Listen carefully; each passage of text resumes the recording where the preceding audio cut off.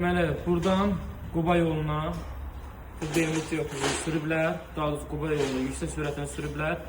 Qarın eşqinə gediblər, qar sevinci yaşasınlar, amma qardaşımızın sevinci ürəyində qalıb. Yəni, belə çıxmasın. Məsələ nədir? Daimi müştərimiz. Yaxınlaş, turbonu göstər. Pərvanə görürsünüz, təmiz qırılıb. Görürsünüz, içərisini. Nömrə baxın. Görürsünüz pərvanəni. Və yüksək sürətdə sürməmişdən öncə birinci avtomobilimizin vəziyyətini yoxlatdırın. Rayona çıxmamışdan qabaq avtomobilimizin son vəziyyətini öz üstünüzə yoxlatdırın.